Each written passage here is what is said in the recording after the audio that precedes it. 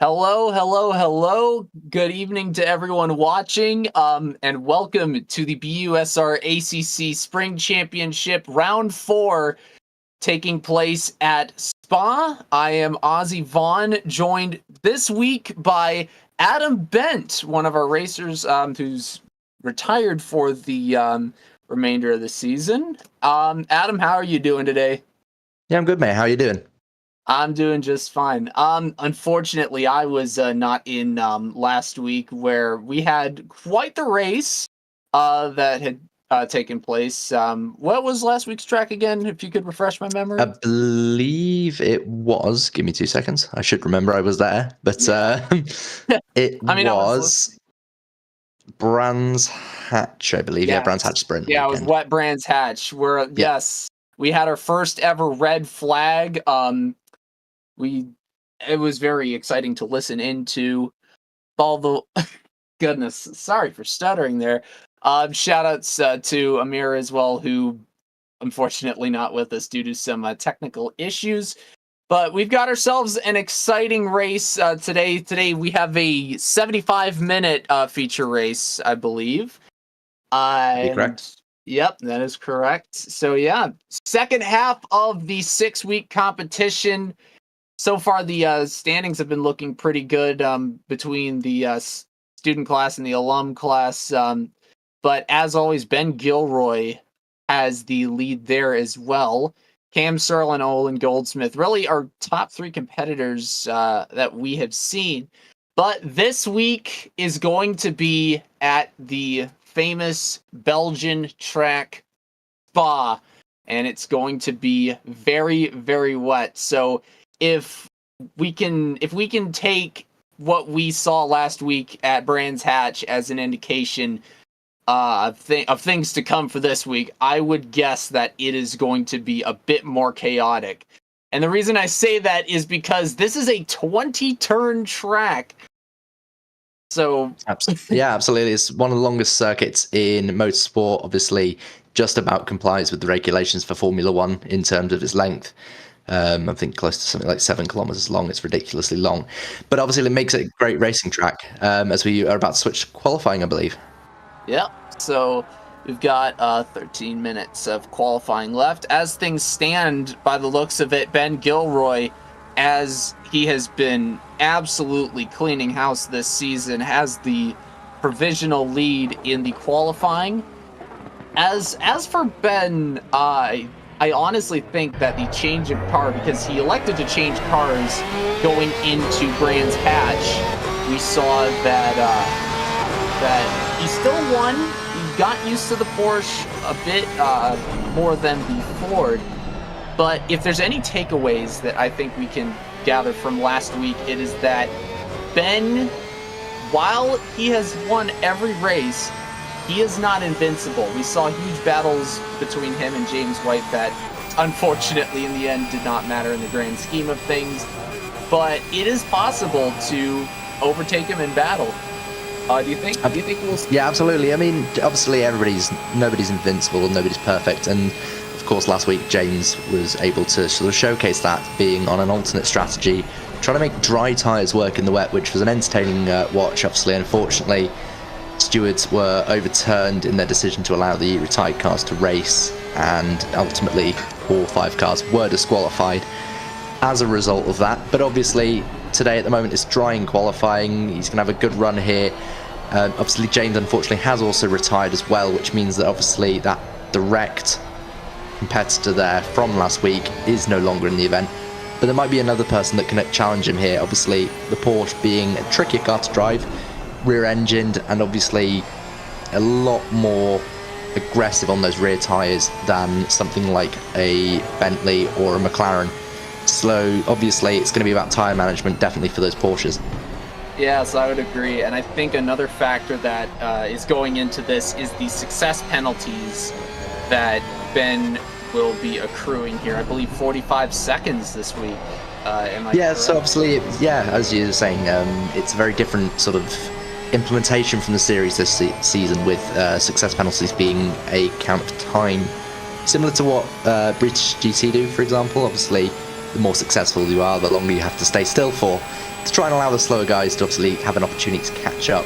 But with Ben, it's going to be a lot more difficult for him now. 45 seconds obviously on the clock for him to sit stationary. In a 75-minute race, it may not sound like a lot, but 45 seconds is about close to 2/3 of a lap here, sorry, about a third of a lap here, which makes a massive difference across the distance of a race when you may be battling someone like, I guess, Cam or Owen, who could very much challenge today. Yes, they're both in the podium in the student competition of the season-long standings. Not to mention, I think that the 45 seconds are going to serve as motivation, not just for Cam and Owen to potentially get a lead over Ben, but also for Ben himself, and serve as a bit of a challenge to see that, you know, hey, I'm being handicapped so much due to how much I've been winning races. Maybe I can prove that even with these handicaps, I'm still a force to be reckoned with. Yeah, I mean, a handicap is only as difficult as you want to make it. Obviously, 45 seconds is a massive time to overcome.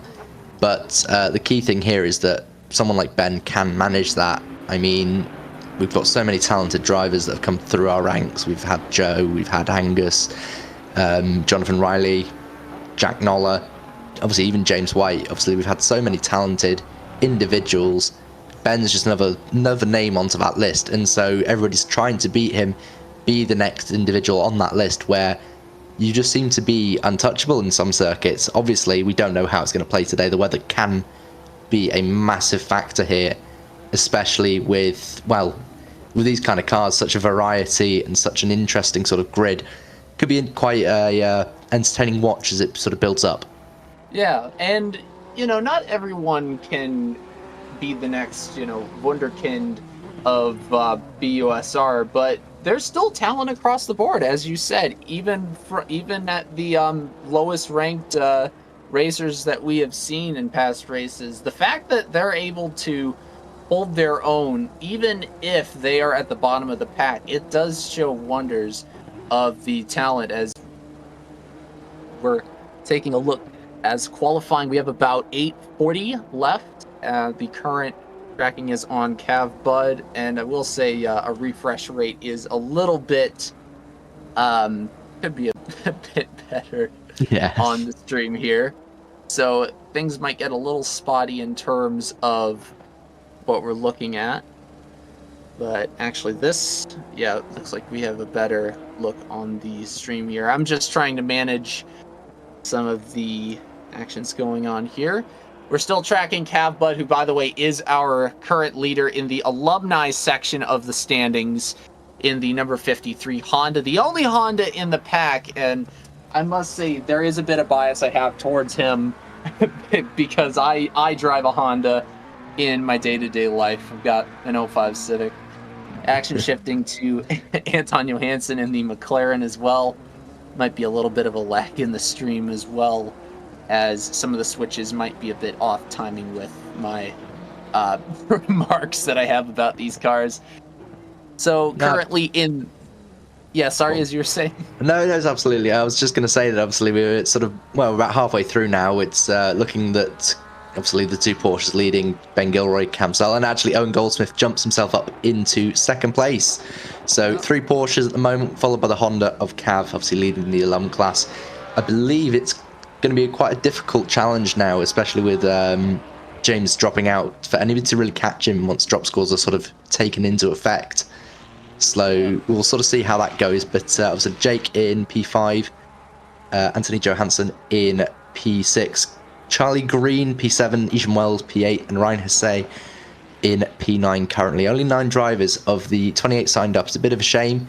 We'd love to see more on the grid, and obviously hopefully we will see more in future rounds. We do also have a special guest with us tonight in, I believe it is Ben. He's a new commentator to the BUSR, and he's going to be providing some technical insight here and there. We've got to say good evening to you. So how are you doing, Ben? Dan, actually. No, Dan, that's it. Sorry, Dan. Oh, dear. But I'm sure he's there. I don't know if he's listening, but yes, I am enjoying here, it.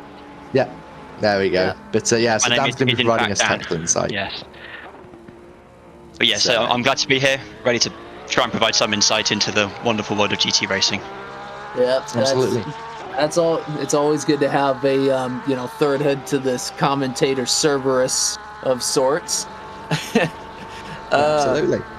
And yeah, speaking of things that come in threes, the fact that we have a Porsche podium going through here is honestly, given how we've seen Gilroy, Goldsmith, and Searle, they've all been at each other's backs, even with the target on their own, is kind of to be expected, I would assume. But what I'm curious to see is there hasn't really been a major catastrophe involving Gilroy, Goldsmith, or Searle, and I'm wondering if this race might change that, given that this is Spa of all courses, and it's in wet conditions. I mean, we don't exactly know for certain what the conditions are going to be yet. We have a sort of preliminary report from the server, sort of percentages to decide how much rain we're going to expect, when we'll expect it. And to be fair, I believe it's only a 35% chance. I'll have to double check in a second. So there could be a chance that there's zero rain for the whole race, but equally it can start wet, turn dry. The algorithm just basically decides on the time. In terms of incidents, no, we've seen relatively clean driving from the three. I think there was a few incidents at Monza, especially involving Owen in the 95. Yeah, the key thing here is that we don't want to jinx it, and we don't want to say, nothing's happened, because what will happen then is all three of them will take each other out, and we'll have a much shorter rate, a much less interesting race, shall we say. We want all the drivers out in the grid and pushing as hard as they can to be the best they can, obviously. Even Ryan Hesse, I remember him joining a few years ago and struggling, and now look at him, he obviously is improving massively on his talent, and I'm sure he wouldn't mind me saying he's a massive improvement and a marked improvement from where he was a few years ago when he started. Yeah, no, Ryan's definitely nice to talk to. I think one of the biggest things that me and Ryan kind of bonded over during 1VC is that we are both massive fans of baseball. Ryan is from Taiwan, and there's a very big baseball community in Taiwan. So I was talking about their run at the World Baseball Classic in, I believe it was 2022, 23, but it was a very good showing, to say the least. But, yeah, absolutely. Yeah, I mean, it's entertaining. Yeah, obviously, the good thing about this kind of community is that we can bond on things other than just racing. Obviously, we're all here for the love of racing. We wouldn't be here otherwise. But obviously, there's so much to the world beyond racing. A lot of us obviously have gone through our different university courses. Ozzy's just a friend we've picked up along the way, and he's been kind enough to come and join us. And obviously, yeah, the key thing here is that we all share a love for racing and other interests as well, which we share as a community. Yeah, and it's funny too that when I had originally joined the RevSport offshoot of BUSR, I actually wasn't much into racing, but the fact that we've seen like a lot of F1 streams, as well as the fact that I've gotten the opportunity, thanks to everyone here, to get my first ever commentating gig, to showcase what I'm capable of with my voice acting and such like that, I think it's just an awesome opportunity. It is, absolutely. And again, the whole idea about the BUSR is to provide opportunities and insight into how life can be in motorsport. And, well, obviously, like I say, it offers opportunities to people to come together. And obviously, as you said, we've watched plenty of racing, whether it be NASCAR, Formula One, Le Mans, IMSA. We're a huge motorsport contingent, and we do a lot more than just ACC. Obviously, we've got the F1 Championship going on, we've got the iRacing Championship, I believe there's Rally going on, there's some stuff planned for the off season. We're looking to hopefully try and expand into other series down the line. Obviously, the more people we can get in, the more likely we are to run these series. As we see Camsell coming up to the line, is he going to improve on his time? No, that was a 2:25. It was massively off the pace, about 6 seconds slower than his fastest lap. Yeah, it definitely going to be a nice little jostle between the two. And now we were talking about the amount of incidents that we saw at Monza, and I was going to kind of butt in and say, as we go to Ryan Shea, Ryan Shea, of course, right now. I was gonna say we did see a lot at Watkins Glen.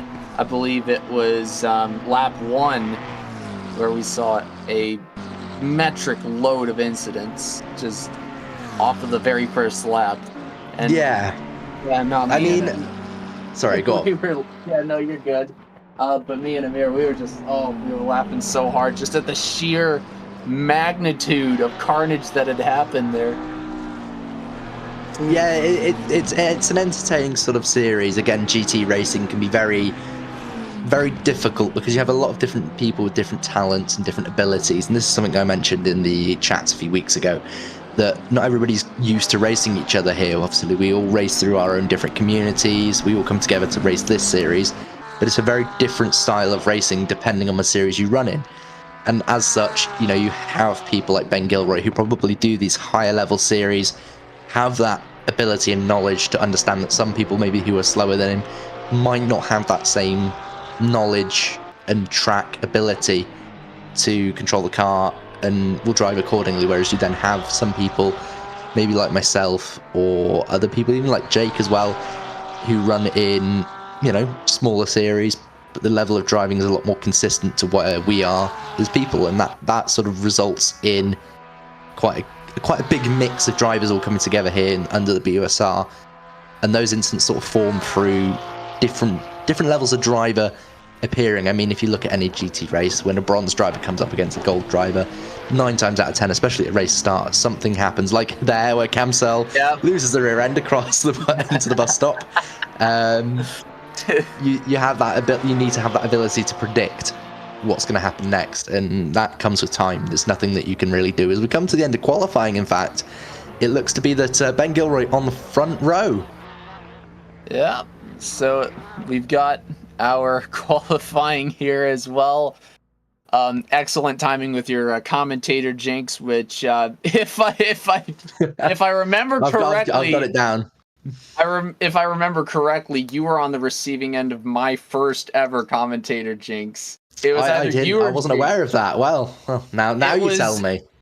It was either you or Jake. I can't remember, but it's like whenever I think of one of you, I usually think of the other because you guys kind of have that similar sort of personality.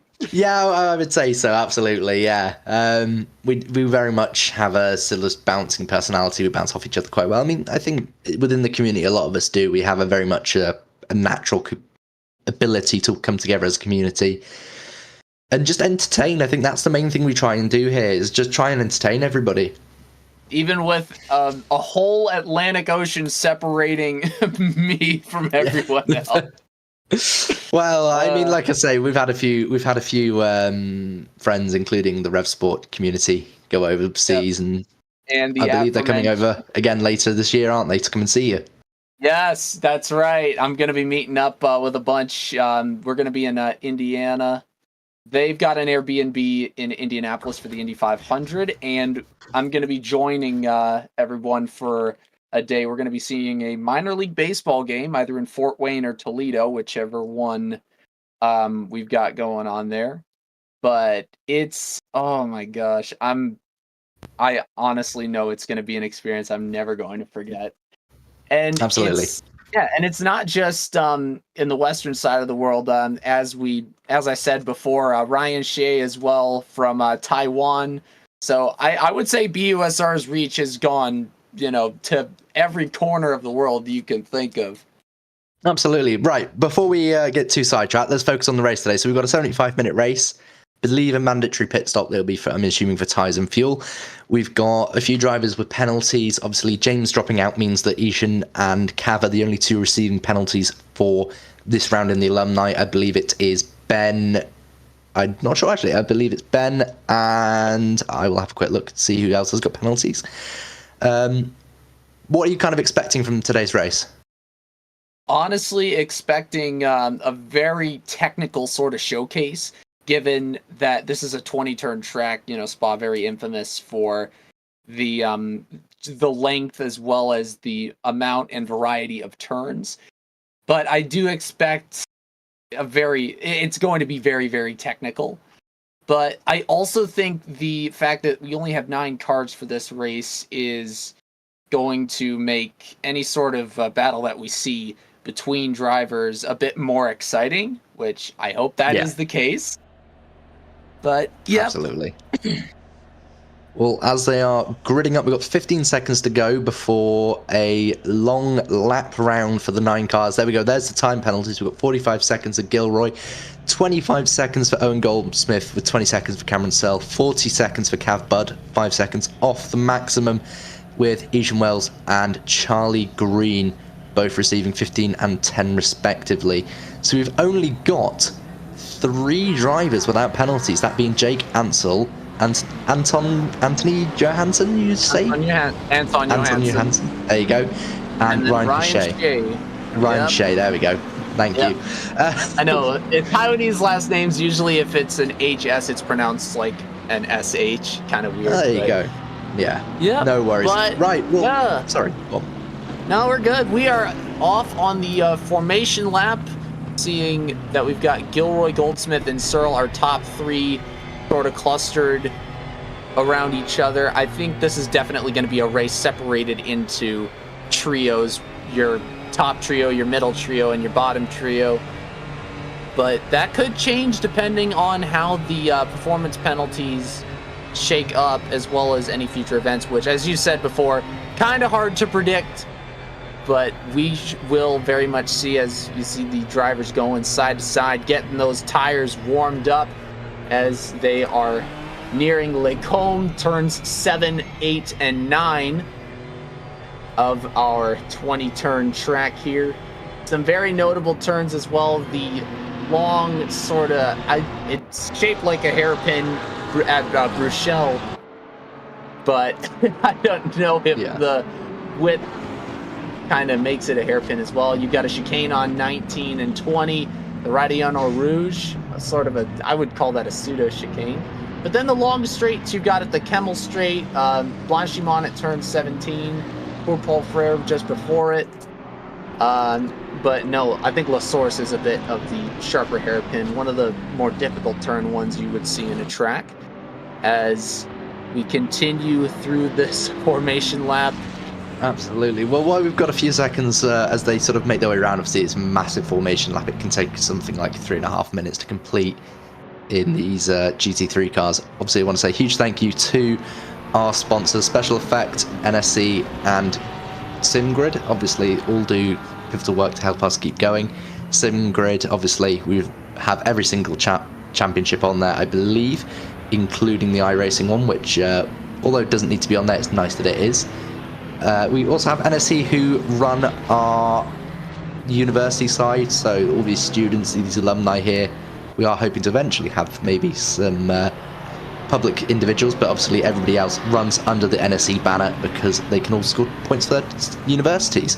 And of course Special Effect, who do massive amount of work and a massive amount of good for kids who are disabled and would like to still play video games, and try and integrate them into communities where, you know, not always there's the ability to play the video game. You know, it makes it a lot better for them to be able to do that. So massive thanks to Special Effect. Absolutely. I think it's very generous as well to be able to dedicate time and effort to allow kids who may have different lives and upbringings and help them fit in and be a part of their community. Because let's be fair, everyone deserves a chance to have fun. Exactly.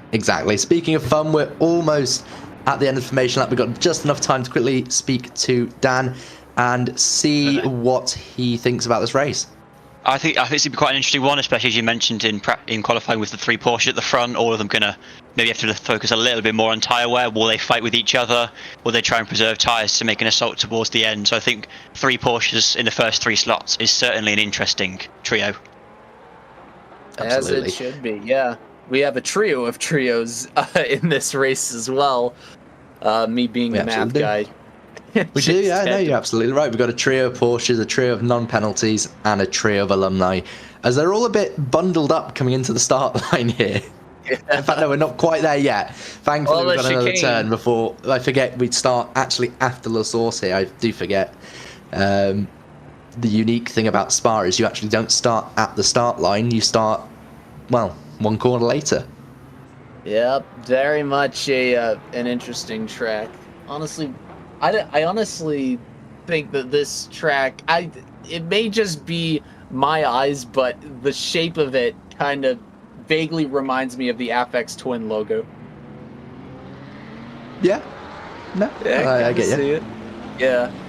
As we are getting ready to start going through the grid, we have Ben Gilroy in front. At second is Owen Goldsmith, Cam Searle at third, Jake Ansel in fourth, Anton Johansson at fifth, Ishan Wells at 6, Charlie Green at 7, Ryan Shea at 8. As where's our number 9? Cav's in the pit lane. Cav's in the pit lane. Cav's in the pit lane. We've gone green. We are away. And immediately, looks like a good start by Owen Goldsmith, actually, already right on the rear wing of Ben Gilroy as they come down towards the Lacombe chicane. We're going to see almost 3 wide, possibly. Is Cam Searle going to make it 3 wide? He is going to make it 3 wide into the first proper turn. And it's a bit of a squeeze from Gilroy, but it looks to be that everybody's got through relatively cleanly. Yeah, we've got everything through relatively clean here. And it looks like Anton Johansson has been bumped up to first here. I don't know if this is right? It appears that one of the Bentleys has also gone off. Right, we've got Bentley off as well. We've got Ishan Wells off, in fact, actually. Yeah, Ishan Wells is off at... Well, didn't even make it to turn 1 by the looks of it. Goodness gracious. So our pit window is open as there we have a look. Oh, he's in the middle of the tracker. Hopefully we'll get that car cleared, but that's not very good from a perspective of the race control. I believe they need to be looking into that very quickly because we've got 4 cars all nose to tail here flying down towards him. So let's hope that race control can step in and fix that before it's too late. Yeah, that's not looking good. But yeah, it looks like Ben Gilroy, Owen Goldsmith, and Cam Searle are top 3 podium, our usual gang of suspects. But behind them, it looks like Jake Ansel is in that pack as well. Absolutely. All he's got to do is hold on to the back of these guys. I mean, these guys are going to stop for a lot longer than he does. So long as he can sort of hang on to the back and just drive his own race, then I believe it should be possible that he can pick up a good result today. That would be very good, considering some of the past results that we have seen from Jake. It would be nice to see him get a nice finish as Ben Gilroy leading the pack, and they are getting around the car of Wells. This is... I don't know why he's still there. Surely race direction needs to get in on this now. He needs to be sort of speaking to Ishan and telling him to either move the car into the pits or remove him from the race. It's clearly a danger at this point. And it's near La Sorsa as well. I think that is a bit of a double right there as the drivers are going around the Radiano Rouge into the Kemmel Straight. It is still a battle between Goldsmith and Searle for second as Gilroy's starting to pull a bit away, but Ansel is still in that pack. Absolutely. I think that race director needed to sort that. He has sorted it now. The driver's been, I believe, either crashed or returned to pits. Looks to be that Cav and Ishan were both affected by some sort of game bug that's caused them to both be, well, obviously Cav crashed completely, was out the circuit, and Ishan now is off the game as well. So obviously that wasn't a great situation for either of them. It means that they're going to be a lot further down than they wanted to be. And as a result, it sort of gives Charlie Green the chance to inherit the lead already, as we are on board with Owen Goldsmith, who is still being hunted down by Cam Searle. And it's honestly quite ironic, considering that James White had retired as well. I figured that he would definitely hold the lead if he were still in, but you got to respect the decision as well, as Goldsmith and Searle going nearly nose to tail through the later stage of the track as they go into Coup Paul Frere, into Blanquimont, as we see another battle. They have battled so much this season, and the fact that we get to see the 95-1 cars going at it again, I think it's a proper treat. Absolutely. It absolutely is. Yep, and it looks like we have our first fastest lap going to Cam Searle. I'm surprised that did not go to go to Ben Gilroy, but we'll wait and see, because that was only the first lap. Oh, obviously, there you go. Normality resumed. Oh goodness! I guess the commentator's curse has claimed yet another, as we are still looking at our trio of Porsches in front here. Cam Searle still close to Goldsmith, as now we're at Cav Bud in the number 53 Honda, 8th provisionally in the standings. Started out of the pit, still has a 40-second success penalty to serve, as he is going through Blanquimont. Not to mention he's now a couple laps down as well, so it means that, I mean, his chances of winning this race are, well, they're completely over now. It's unfortunate for him. Obviously, he would have preferred to be up there fighting, but as a result of a game bug, he's now, well, essentially he's running around for himself now. There's no real chance to catch Mr. Green unless there's a sort of mutual understanding there to maybe concede some time to him. I feel like, I think we now have a bit of a separation between the students and the alumni, so I feel like that is very much on the table, as going around Pouillon is our leading pack. Still a bit of a chase going down with Cam Searle and Owen Goldsmith, although Owen is starting to gain a little bit of time, I would think. He's still 2.5 seconds out of first, but there's a less than a second gap separating Owen and Cam as well, as they are going into the 15th and 16th turns back into the Coupe Paul Frere. Yeah, so obviously, as we're still watching, we're on board with this battle, really. It's interesting to note that it's sort of spread out again. So we've now got these two fighting. We've got Jake not too far back. He's still within reach with a good pit stop. I believe he could still challenge towards the end, provided he can pick up some time through these two battling. Definitely can mount a podium challenge. Ryan Hachet doing really good job there in 5th with Anton Johansson in P6. Obviously, the alumni, I believe Charlie Green has elected to stop early. Maybe knows something that we don't, but as a result, that's going to leave him in P7 with Cav. P8 a couple laps down now, off the lead, and a long way to go in this race. Yep, and all of this happening just in the first 7 minutes, as we have a battle going on, developing between Johansson and, I believe that's Shea. That is. 5th. Yep, as they are looking to go too wide, coming out of the chicane into the finish line, and it's still close. They might go too wide into La Sorsa. Let's see what happens here, as it looks like it's going to be a good defense there from Shea, holding off Johansson as they're going into turns 2, 3, 4, and 5. That's still a bit of a nose-to-tail action there. Less than a tenth separating these two. And Shea, oh my goodness, still defending against Johansson. He's in the wall. Huge impact. That's a huge impact for the McLaren. Oh, it's huge. Gosh.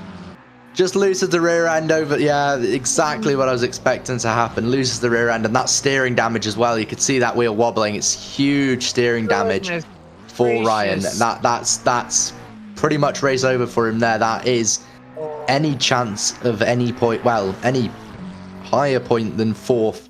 That's gone. Absolutely gone there. It's a shame. Really good battle then, and it was shaping up to be an epic battle, but unfortunately, it looks that well, his race is going to be cut short. I tried to defend and just went wide. That impact into the wall. Goodness gracious. Oh, man. Cameron Searle goes wide as well. Just as we say that, Cam Searle loses a bit of time to Owen there, just running a bit too deep into campus, and that just sort of unsettled the car to the point where he almost lost it. In fact, Ryan Hachet has now gone to the pits, and I believe will be repairing the car. He had to tow that, which is going to be a shame, because that's another 2 minutes on top of the additional stop he needs to serve. So that's going to be pretty much game over. Yeah, no. Oh my gosh. I'm sorry, but that impact, just the force of it careening into the wall, that's going to stick with me for some time. Absolutely, it's a huge impact zone. Yep, as we're still looking at our top three of Searle, Goldsmith, and Gilroy. Searle and Goldsmith still back-to-back, although Goldsmith is starting to gain more of an edge. Gap of 1.2 seconds as they're going into the Radion Eau Rouge, which same area where Ryan had gone off course here, but still, as I said before the race started, I did expect a bit of a technical showing, and the key is too with a track like Spa, it's very, very easy to go off track if you have even the slightest of mistakes, given just the severity of the turns and how much of a variety they are. As we are still going into the Bruxelles, Cam Searle trying to close the gap, but the technicality of that turn, we've seen a bit of technicality with Owen Goldsmith. Some issues I think happen at Watkins Glen, but Owen's a very technical driver, so Searle needs to fight every last bit he can and minimize his mistakes if he wants to gain that time. They're going into turns 13 and 14. Thoughts so far? Yeah, it's been a bit of an interesting start to the race. We've lost 2 drivers to technical issues. Obviously, a big shame for Ishan Wells. I believe he's not coming back to the race. I think he is done, with the message he put into the chats. It's a big shame for Ryan. It was shaping up to be probably his best result of the season. Cav, again, really unlucky. This was one of those races where you just sort of have to sit there and think, what could I have done differently? You know, there's nothing you can do when it's a technical issue like that. You just have to try and shake it off and drive the best you can. The key thing here, I think, now is sort of settling into a rhythm. You know, we're starting to see a space between the slower cars. Obviously, from Jake back, there's quite a big gap. So it's all about now just sort of maintaining your pace and just driving within your limits. I think, especially with someone like Owen, he's a very emotional driver. He drives to his emotions. So the more you get under his wing, I think the easier it is for you to sort of force him into that mistake and make the position. And I'm just noticing something on the mini map. Is that 32? Is that the car? Oh, that is Shay's car still in the pit. Right. I saw the stop there. So that's where the pit lane is. As you can tell, my familiarity with a lot of these tracks kind of grows with time. Absolutely. Well, there's fun facts for you. It's the longest pit lane in the game, and it takes about a minute to get around because it's just so long. And that's without your stop. Yeah. Also, I want to say, I see the message in chat from James White asking if Toledo is from GTA 5. No, that is a real city in Ohio, and that is where the AAA affiliate of my Detroit Tigers play. Goodness gracious. It's also the name of a Seat, so you know. Yep. Yeah. But you know what, we'll head over to Dan for his input. Obviously, been an interesting race so far these first 15 minutes, hasn't it? Yes, it's been, well, chaos is one word to describe it, but yeah, absolutely tragic for Ryan, as you say, with that crash at the end of Eau Rouge and Radion, and I hope he can get back out there and maybe catch up, but I mean, at the rate that he's going in the pit lane, it's unlikely. I think the race is definitely going to be decided between those 3 Porsches and maybe that Ferrari at the front. If he pulls out some sort of pit stop masterclass, maybe late race rain will put that car back in, but so far it's going to be the 3 Porsches, I reckon. Absolutely. If we were to see some sort of just big brain pit move from Jake Ansel, I think that would be one of the most unexpected things of this race, if not the entire season, given how all it has really been is Gilroy, Goldsmith, and Searle. But for someone like Jake Ansel to pull a big brain pit move, absolutely, I think I would lose my mind at that if he would end up winning due to something like that. Oh yes, it's definitely an unexpected shock move if he managed to pull it out. But if Spa throws up classic Spa weather, you never know. I think that's the key thing. We just don't know, do we? We can't see the weather radar, which is that one thing that obviously all the drivers have a weather radar in the bottom of their screens. They get information about half an hour in advance. Top right? Oh, we have it top right. I'm just blind, evidently. But obviously, typically, you know, as a commentator, you don't have as much technical insight to what's going on in the car. Obviously, with sim racing, it's very much different. But yeah, we get to see these great sort of weather changes. And at the moment, it looks like it's just going to stay dry the whole race. Yeah, and I think a good thing to note here as well with Jake Ansel is that he does not have a success penalty to serve, and Searle's got 20 seconds to serve, Goldsmith's got 25, and then Gilroy with 45. So I do think there is a legit chance that if he manages to find a proper way to, you know, master his pit lane timing, then we're going to see something to talk about as we focus still on Cam Searle. Still on the tail of Goldsmith, a bit higher of a gap than I last saw, now at 1.3 seconds as they are heading now into the campus turns into the Stavolo. Yeah, no, I honestly would love to see something like that. Maybe Ansel pulling a rabbit out of his hat just to throw a wrench in things. Absolutely. Well, he's got the talent. I mean, I've raced against all these guys in this season and other seasons past and other series. I think that Jake does have the potential to be a great driver, and we've discussed this internally before about his abilities. I think, you know, sometimes he does doubt himself, and I think he puts a lot of pressure on himself. In fact, I'm pretty sure if you cut to him now, I think he's spun. But in fact, yeah, he did pop up a yellow flag, and that is because he spun. There it is. Oh, no. That's exactly what I was going to talk about. His ability to drive isn't questioned. I think his consistency is the thing I always question with him. And to be honest, I do think he could do better with his consistency. But beyond that, he's quick. He can pull amazing results if he just settles himself down into a rhythm and drives to his ability. Getting that flow state, definitely a good thing to talk about. We should probably shift action back to Searle Goldsmith and Gilroy so we don't jinx poor Jake again. Oh, bless him. No, absolutely. I mean, Sorry, obviously, man. we can see the gap is starting to close now.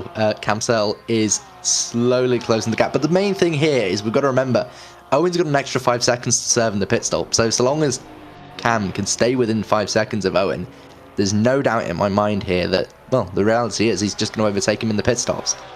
Yeah, I think that's a very accurate assessment of the situation. Not to mention that Goldsmith has a 7.5 second gap behind Gilroy. That's definitely, 20 seconds of a gap there is going to be enough to throw some uncertainty into the mix as they will take their pit stop whenever they elect to do so.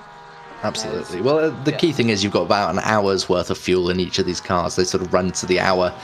So you're looking at maybe 40 to 30 minutes before people make their proper stops for the final time. Just going to jump in here and say that Ryan has come out of the pit lane. Spanner's now back in the pit lane again. So his day has gone from bad to even worse. He's now trundling back down the pit lane once again after pulling off the side of the track. Oh, what a shame. That is a massive shame for him. And yeah, there we go. The confirmation there on the timing tower that he's back in the pits as Jake comes through. Poo on. Well, I mean, it's a big shame. We were talking about the improvement he's made, and he has made a marked improvement. It's just a shame. Spa is one of the trickiest tracks in the world. You know, it's not known as part of the Great Four for no reason. You know, you've got Daytona, you've got Le Mans, you've got the Nürburgring, and then you've got Spa. You know, in terms of endurance racing, if you wanted to win anywhere, one of them at least would be Spa. Yeah, and I feel bad for the commentators' curse now. The remorse and the guilt is starting to hit. Oh, absolutely. It's a shame. Obviously, we're still on board with this battle at the moment. Currently, the sort of only battle on track. We have got some drivers getting a bit closer to each other now. We've got, I believe, Cav on the back of Green, but obviously it's not for position. That battle is actually only so that Cav can unlap himself, believe it or not. Yeah, I think that's a as we were talking about earlier, some sort of solidarity between Charlie and Cav, both of whom they're the only two alumni left in the race after Ishan unfortunately had to retire. But I think the solidarity is definitely going to show, unless Well, saying that, actually, the timing tower is showing them on the same lap, so we could actually be seeing a battle for position. Obviously, Cav's still going to stop, but this could actually be a battle for position. We'll find out very soon, because Cav seems to be all over the back of that Bentley. Yeah, it is definitely pole position. Yep. After the incident, shall we say, for the Honda at the start of the race, has put it an equal number of laps down for the Bentley as the Honda goes up the inside. And of the Bentley. Cav is overtaken. Yeah, absolutely. Now he's got to build the gap. That's the key thing. He's got to build an extra, almost laps worth of gap to hold that position, because, well, the Bentley served its stop. Bentley is probably the best on fuel here. It is ridiculously lean on its fuel, and it could probably run the full race distance, which is what Charlie's done on a single tank of fuel. You can dual stint these tyres, maybe to last about the 2-hour distance, but it will be crying towards the end as they're actually catching Shea there just in front. So it's now going to be a situation of trying to get around some back markers as well for this battle, which is going to make it much more entertaining. Yeah, there we go. Oh, the McLaren almost takes the front of the Honda. Yeah, I was gonna say, very interesting as well, because your mic was glitching a little bit as you were going into that. But yeah, no, now Ryan is between Cav and Charlie, who I believe this is a position battle that they're still going into. But Brian's starting to wobble a little bit going into that turn. Goodness gracious. Got to be a bit wary, considering that there's a chance that there could be a bit of a 2-wide or 3-wide. Well, maybe not a 3-wide as much anymore. That Cav is starting to pull away. Charlie a little bit on the grass. I mean, I get his last name is Green, but come on now. As they're getting closer, pulling into I believe the chicane is the next one? No, we're coming up to Blanchimont now. We're coming through Curve Full Frere. Yeah. The main thing here is that we've got to remember that Ryan's actually multiple laps down. He shouldn't really be impeding Charlie, even if he thinks he's faster. He needs to get out of the way. I mean, GT rules are very different to Formula 1. Formula 1, you have to get out of the way. It's sort of mandated. But Charlie has to sort of make a move now. If he wants to keep up with Cav, he needs to make the move on Ryan. And Ryan can't defend. If he defends, he'll get in, obviously, serious trouble from the stewards, as they're side by side. This is an entertaining battle, I've got to admit. The Bentley seems to have the run on him. The grunt of the Bentley as it comes down towards La Source. Looking around the outside, Ryan's going to defend to the inside. He shouldn't be defending, but he is, and he makes it stick. He shouldn't be quite making it as difficult as he has, as Shea still defending from Charlie. He needs to let back out now. He needs to remember he is quite a few laps down, and he shouldn't be battling like this. Oh goodness, and Charlie is starting to pull away, so I feel like that move definitely has been made now. So, and I feel like there is a bit of a leeway as well, considering that Cav still has the 40-second penalty to serve, as well as our view shifts back to Cam and Owen, who are separated by just over 0.6 of a second as they are going into the chicane. We'll see if any move is going to be made here. No, a bit too far away for that. They're going to go through the finish line. And yeah, no, I honestly agree with you, because, Ryan is down 5 laps from Charlie, and I don't know if maybe he didn't have a way to kind of let him back at that point because of how technical of a track Spa is. But I honestly hope that he was planning to let Charlie go through, as we see Goldsmith and Searle going through Radient Eau Rouge, and they are going into the Camel Straight. Absolutely. Well, it's been a close battle between these two, and again, they're good mates outside of this, which makes it even more entertaining to watch them race each other. Obviously, we have some good battles here. Ben is still within range of both drivers. Unless he gets over 20 seconds, Owen will still overtake him in the pit stop, provided nothing happens in between now and their stop. Obviously, not trying to jinx anything, but the key thing here is to now just sort of settle into rhythm. Maybe Cam and Owen need to talk to each other, as Johansson is in the pits to serve his mandatory stop. So we'll see the next driver to serve their mandatory stop. That will promote... I don't think that'll actually promote anybody. I think Cav, Charlie and Shay are all multiple laps down from Johansson. So Johansson, pretty safe pit stop here. He should just come straight back out in P5. Speaking of Ryan, he has just had another off going through Blanchimont. He stuck the tail out wide and then crashed into it. So he's still going round. He didn't actually make contact with the wall, but it does mean that he's now very much not on the back of Green anymore. So Green no longer needs to worry. Oh, bless him.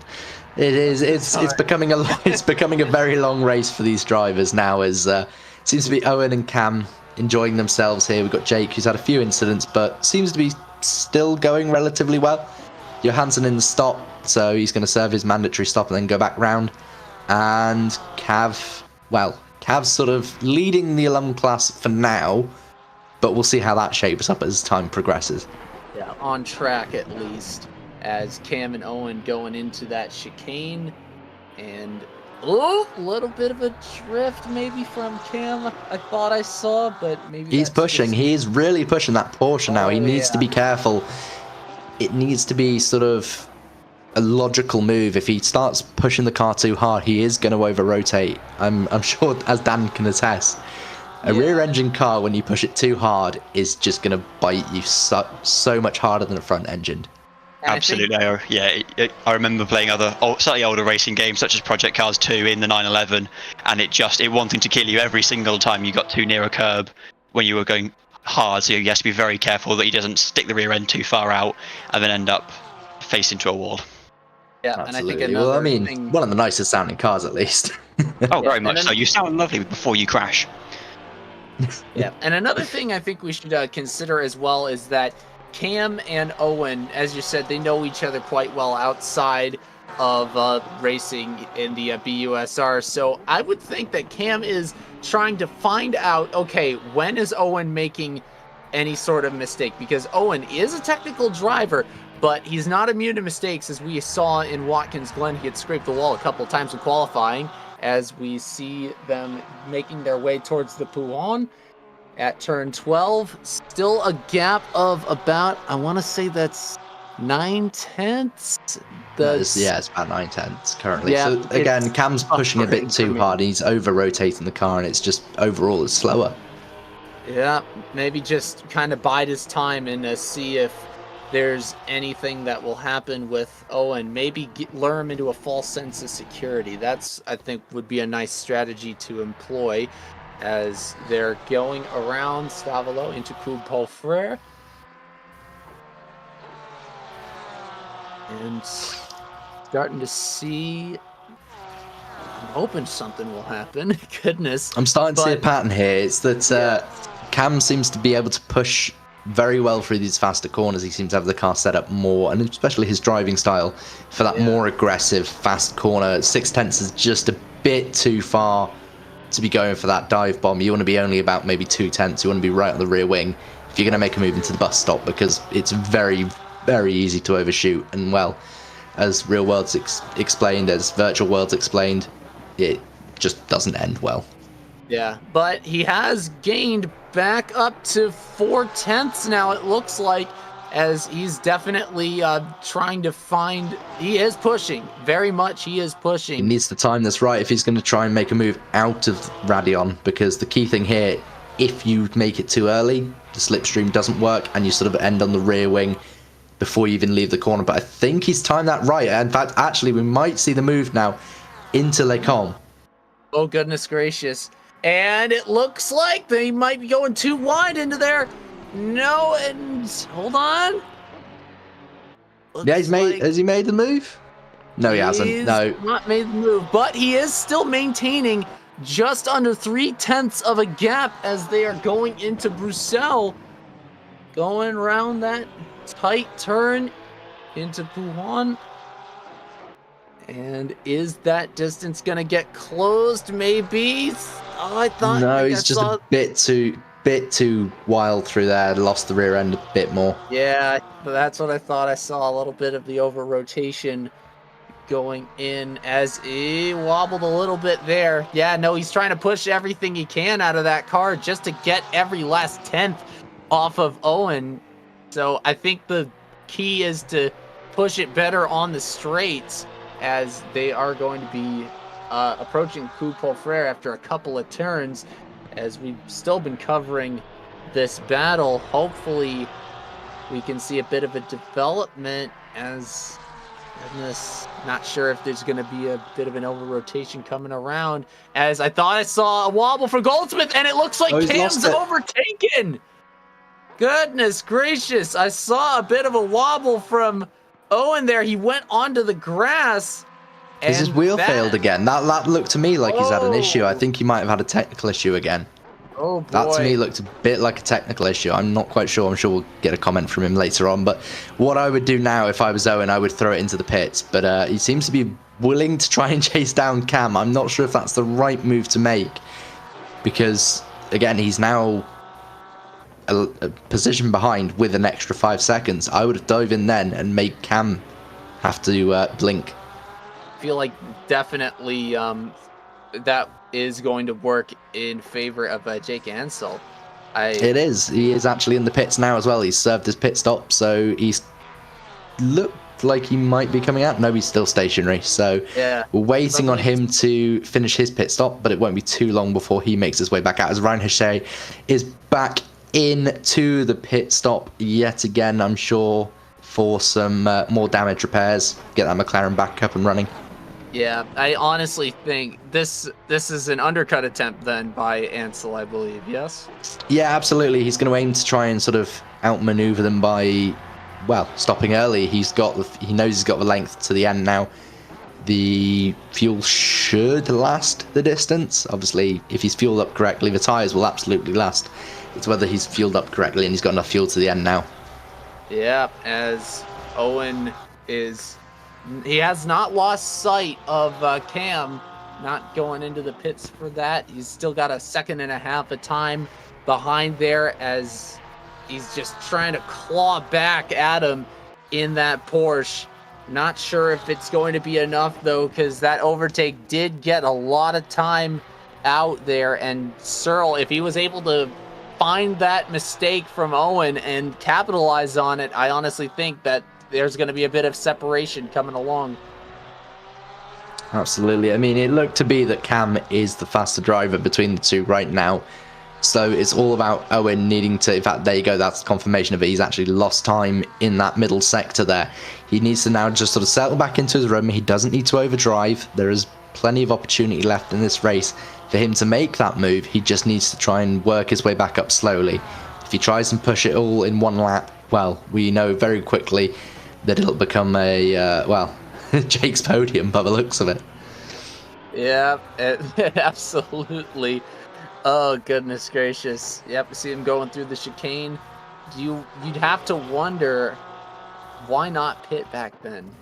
I would think this would probably be some kind of an appropriate time to pit, maybe to even undercut Searle by a little bit, but maybe he's just waiting until towards the end when his fuel starts to get lower. Maybe use that speed with less fuel in there.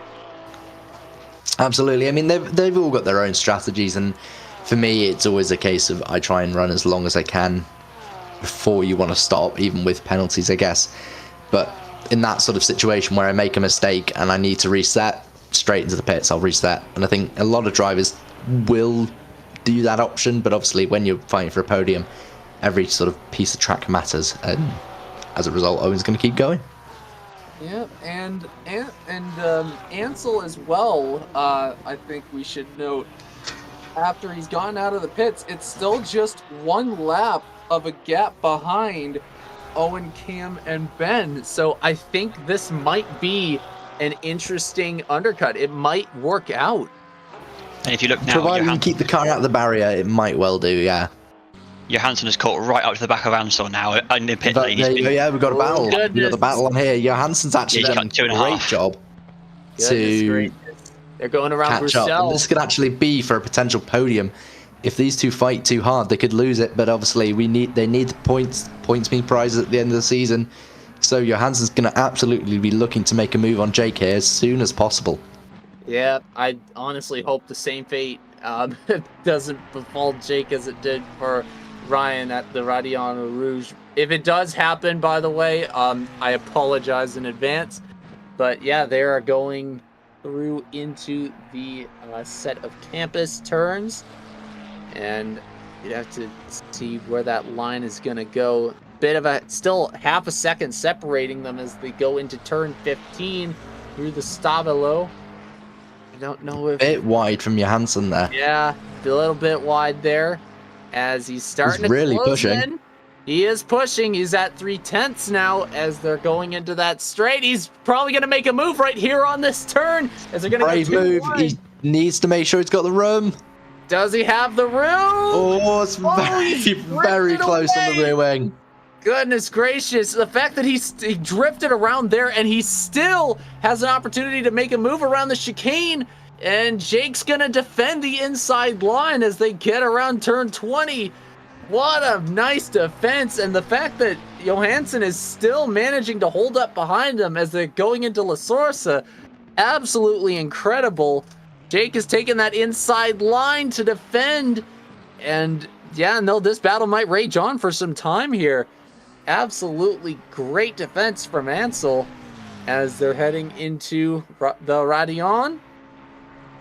And yeah, no, they're just gonna keep battling. It looks like Jake's time through that. Yeah, well, the key thing here is that you want to be shaping up the move. You don't want to be trying to overtake into Eau Rouge or Radion. You want to be shaping up the move like he has here. He's going to make a massive run now onto Jake into Lacombe. That's where you want to be making the move. It's just not close enough for the move this time round. But Jake knows he's right under his wing, and one small mistake and that position is lost. Yep, absolutely. As they're going into Bruxelles again. This battle's been raging on now for an entire lap as Jake is continuing to take that inside line, defending any possible move that Johansson could make. As he is still pushing, the gap's now down to about a quarter of a second as they're gonna make their way towards the Huon. And I think Jake might have gone like slightly wide there. If there was any time, look to be maybe track limits there. Yeah, again, you've obviously got to bear in mind these guys could pick up track limit penalties anywhere along the circuit. It's very easy to run wide on one of these corners and pick up a track limit. It's obviously 3 equals a penalty. Is it 3 or no? It's 4, I believe, it equals a penalty nowadays. But yeah, even running wide here, if you're not careful, it's very easy to pick up that penalty, and then all of a sudden you go from trying to fight for this, well, what's currently P4, as Camsell has jumped into the pit. So this is now where all Jake's and Johansson's time needs to be found. Yep, and the fact that he waited until this battle started to rage on to even consider going into the pits, I think that's quite a smart move as well, as they are going into the chicane. Looks like, from this angle, I couldn't tell if... We've got a share off at Radion again. Yep. Oh, goodness gracious. Oh, huge impact again on the front corner as well. Oh, my gosh. He has been taking an absolute beating. And absolutely. The poor guy. Oh, my gosh. As we're action back on. Speaking of Radion, it looks like Jake and Anton are going in through there. Ansel seems to be getting a few tenths of a second back of that lead after Johansson. So this defense has been going well. Yeah, they are going into Lacombe's though as well. So I'm not sure if he's got that. And Jake's gone. Oh, Jake's dropped it. Oh dear. No. He's dropped it. Oh no. And oh dear. So it looks that's a shame. like, that's a massive shame. Yeah. Shaping up to be such a good battle. He's gonna have to sort of try and settle himself down now and get his way back. But the key thing there is that the penalty disappearing from Cam's name means he is into his normal pit stop now. As Owen's running wide, so he's also sort of throwing this podium away by just not driving very well. It's not a bad drive, but needs to be more careful with that car. I think the car is starting to misbehave for him. So he now needs to really push this car hard if he wants to stay in front of Cam, which I just don't think is possible. Yeah, no, and I think too the fact that Johansson was the first one to have like a proper pit, I think that's going to undercut the undercut that Jake had, barring him managing to get back in. As speaking of the pits, Owen is pulling in, so everyone's trying to undercut. Everybody's trying to undercut the leader, but I just don't think it's possible. I think Cam is going to be. Cam will overtake Owen again. Absolutely, I think that's a sort of certainty here. Whether he's got enough pace to overtake Ben as well remains to be seen. But as a rule here, I don't think Owen's done enough there to keep ahead of Cam. Ryan once again back into the pit, and he's banged into the wall slightly. Bless him. He's got a frequent flyers card for that pit lane, honestly. Oh my gosh, absolutely, I agree. And I don't know if Cam might have gone a little wide here as well. It's not too bad there. So those track limits there are a bit leaner, but yeah. As a rule, you just don't want to be playing with the track limits. Absolutely, don't play with fire unless you are going to get burnt, as Anton going out of Radiano Rouge. And Jake is going through there as well. Action back on Ben Gilroy as he is going to potentially lap Charlie Green. And looks like they are nearing the Stavolo turn, going through into the Coupe Frere. Ben obviously the faster car, but it looks like he's kind of nose to tail. Now he's gonna make that move, as it looks like Charlie is letting him through.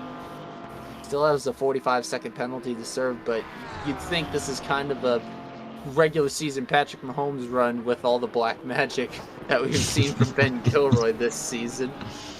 But absolutely, he's just got that natural ability to sort of drive well. I mean, he does make mistakes. We've seen plenty of mistakes in the past from him.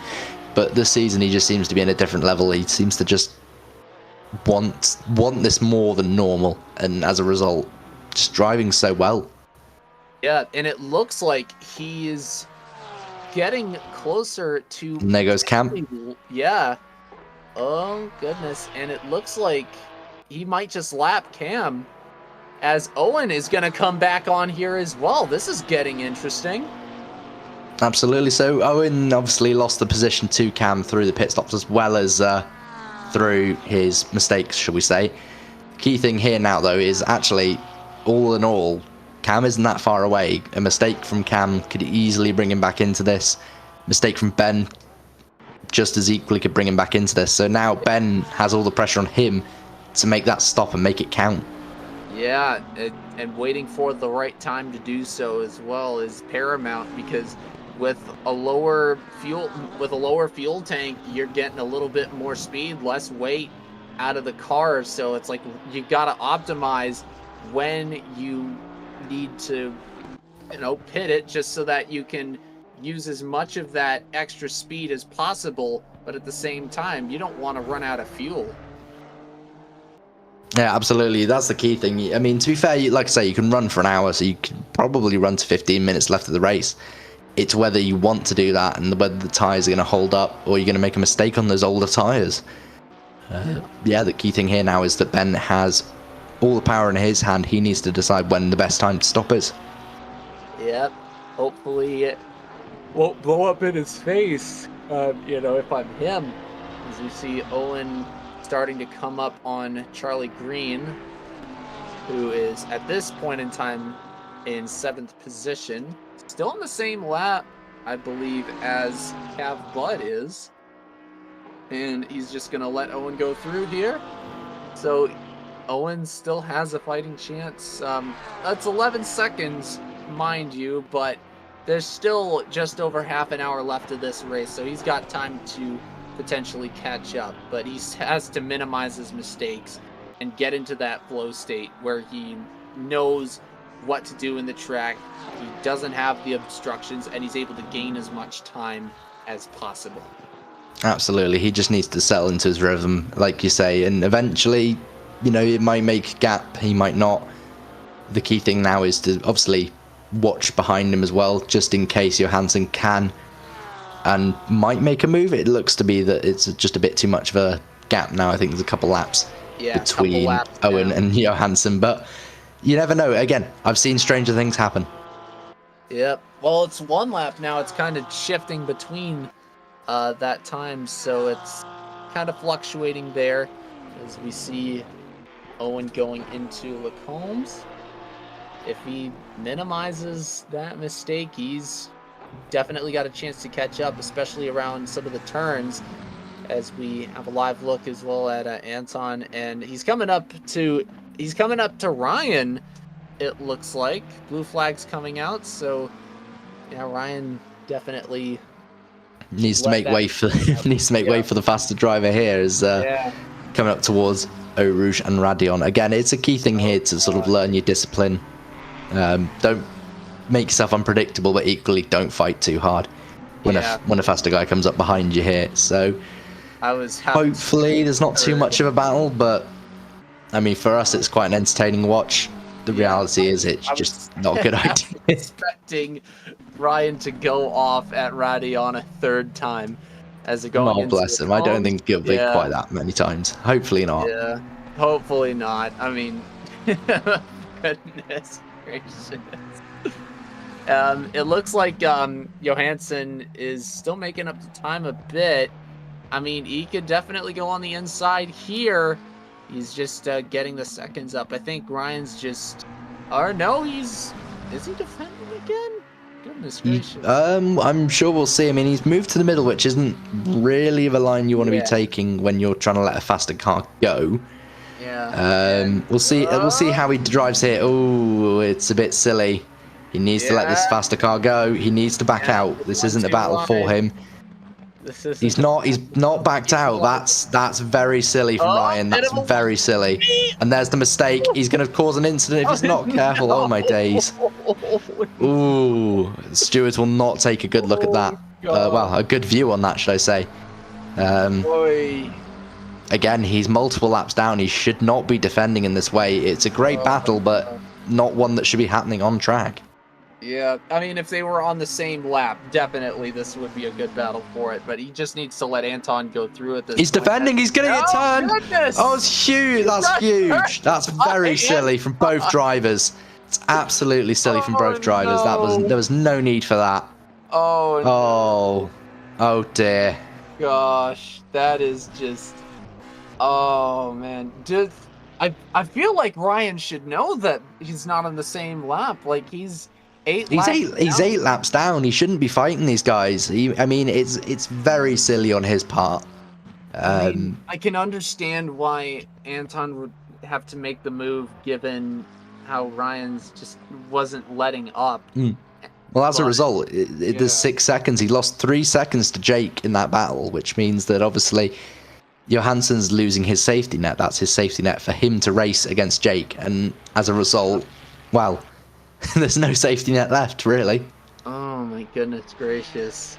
I mean, at least it is making things interesting. Oh, Jake! Oh, it's huge contact, as I say that. That's huge contact for Jake on the rear of the Ferrari there. Oh, no. Jumps over the curb, yeah, he loses the rear end, gets light over the exit curb of Radion, and that's it. That's it. Still has his momentum at least, but... As Shay's also gone off as well. I think Shay saw Jake and said, I can do that better. Looks that he has gone off again at... That's his 3rd crash at Radion. Oh dear. Oh dear. No. That is absolutely... Oh my gosh. This feels like an injury bowl at this point. Absolutely. It just seems to be stacking up incidents at Radion, honestly. Oh. It's a good thing McLaren don't actually have to spend an actual budget here. I think the budget for the year would have been spent already. They are both McLaren cars. No, we've got a Ferrari as well. Thankfully, Jake's only had one. No, I'm referring to Johansson and Shay. Oh, of course. Yeah. That's... the rear end of that Ferrari does not look good. Yeah, whatever the opposite of papaya rules is, that is what we saw from Johansson and Shay. Absolutely, absolutely. I mean, I don't know if Dan wants to get in on this, but well, quite a few incidents for mid-engine cars at Radeon. It's been absolute chaos to watch all these things just pop over the curb and then just decide to turn right rather than turning left. And it was shaping up to be quite a good battle as the Ferrari of Ansel and Johansson got closed up almost accidentally. But now that Ansel's off in the wall, I feel like that battle's kind of been put to rest for now. But absolutely, it's absolutely everywhere. There's 25 minutes to go, and the forecast is going to be dry for the whole time. So unless Ansel can find a lot of pace with a Ferrari's that's rear end to see better days. Actually, now as he pulls into the pits now, it's unlikely he's going to be fighting for that 4th place. All Johansson has to do is not copy the other McLaren and stay out of the wall. Absolutely. Yeah. Goodness gracious. Yeah. So honestly, we still have not seen a pit from Ben Gilroy either, come to think of it. And Searle is a lap down, so I feel like there might be a battle going on when Gilroy finally comes out of the pit lane for that. As I believe... No, Ryan's not pitted either, but Cav has yet to pit as well. And the key thing for Cav there is that he's still not in his buffer. He hasn't got a big enough buffer where if he stops now, he effectively just hands the win to Charlie. I think it's a big gap. He's done so well to pull a 35-second gap, being a couple laps down. But the truth is, from here, it feels like an insurmountable task. Ben has come into the pits. Ben has pitted from the lead now, so there we go. So yeah, Ben's in the pit. Porsche in. So this is now as Shea has gone off again at Radeon. Another Radeon. Let's hope he's out the way and he's nice and safe. No. Oh, there's an insult to injury there. He's gone up Radeon with the damaged front end. So flat through here. Oh no. Does he lift? No, it doesn't look like he lifts or brakes. He tries to continue to go flat through there, and yeah, the car just understeers. Taps the rear, and around he goes into the wall for good measure. How many is that now? 4? That's 4. Yeah, that's 4. Oh lord. Oh, and he bonks it for good measure. 4.5. We'll call it 4.5. Oh, bless your heart, Ryan. Bless your heart, man. But right, so obviously the main thing here now is Cameron Searle. Where is Cameron Searle on circuit? He is halfway. Looks like coming through just through middle of sector 2 now. He's on the lead lap once again, I believe. So it's a case of whether Ben Gilroy can effectively get back out before Cam appears. At the moment, we've still got the penalty alongside his name. There's the penalty gone. So it's now going to be a case of can Cam get to the start-finish line before they release that Porsche. This is going to be very, very close. Oh, man. Yep, as Cam's coming around Stavolo into the Coupe Paul Frere. Also notable as well is that Cav is in front, but there's a bit of a gap there. So we're waiting for that name to go green. Once that name bar goes green, Ben will be released. So we're just waiting for that to go green. Now we're sort of watching the time tick down. And just hoping that we're going to see something. This is going to be close. It's going to be close. I don't know if it's enough, though. I don't know if Searle's done enough with everything in between, the incidents between. Yeah, he's done enough? Really push into this straightaway before goodness me, I forgot the name of the La Source. La Source. Yep. Hopefully he doesn't get lost in La Source. And he is coming around there. All right, now comes around. There's still no green, so it looks to me he's going to take the lead. He is going to take the lead. Yep, Gilroy's still stationary in the pits. He's just come off the edge. Just got cleared now. There we go. So Cam Searle does actually effectively take the race lead with the penalty applied, but it's whether Ben Gilroy can now close that down. We do now have a race on our hands for the overall win here between Gilroy and Searle. I mean, Goldsmith isn't far away, so if these two take each other out or have an incident whilst racing, it could very, very quickly become a 3-horse race again. I feel like that could be the case, considering that Owen, is very technical around the turns as well, and Ben is just a fast car. He's just he's just our wunderkind of sorts, because he has won every race so far. He is perfectly capable of taking back the lead as well. But I think this is what we had failed to see last race after the red flag, is a battle between Searle and Gilroy. But now we might very well get it, barring any mistake or an off course or something like that. Absolutely. I mean, well, Cam's now also got to negate a Honda that's just in front of him as well, because Cav hasn't stopped yet. He needs to stop soon. I'm sure that that Honda, it must be sputtering, and it must be close to fumes now. So we imagine the next 5 minutes we'll see Cav come in. The main thing here is that, well, Searle's now got everything to lose. Gilroy is the one that needs to chase him down. He is now the one that needs to effectively close that 7-second gap within 20 minutes, which is it's a tricky task, but it's definitely doable for Ben. Yeah, and I feel like this lap is probably going to be when Cav is going to pull into the pits. It feels very appropriate at this point, just considering that this is going to be for the lead. So it looks like he is not going to pit. Yeah, Cav has stayed out. He's not going to pit? He stayed out this lap round, so we'll wait and see when he comes in. It'll be within the next couple laps, I would predict. Again, you can't really tell. Cav does his own thing. He's trying to push so hard to get that gap. He does. I know from memory he does, but we'll wait and see, because obviously eventually he is going to have to stop, because thankfully the pit window closes just before the last lap, so he can't pit exactly on that last lap. Right, that's true. Yeah, Gilroy still has the fastest lap as well, so we know he's a faster racer, and I think he's starting to close the gap down a bit. It's down to 6.4. Goldsmith is about 3.5 behind him as well, so I think it's only a matter of time before we see a battle between Cam and Ben for this race lead. Absolutely, it looks to be that we're going to get that race between Cam and Ben. It's the question of whether Owen can sort of hold just on that sort of 4-second cusp, because that 4-second cusp should be enough that if these two battle, he will get the opportunity to race them. Yeah, I think too, if Cam overtakes Cav as well, I think that might put a bit of a barrier in Ben's way. Just a slight little obstruction of sorts, barring Cav deciding to pit during this. And looking at the time tower, it looks like Ben is now under 6 seconds. So yeah, he is very much pushing, and he is getting every last fraction of a second that he can muster. He wants this bad. He really does. He needs to get round Cav, though. Cav needs to make way for the faster car, obviously. Again, with GT rules, he doesn't have to get out of the way, but he does need to make it easy for Cam to make it by, even if he is on the same pace.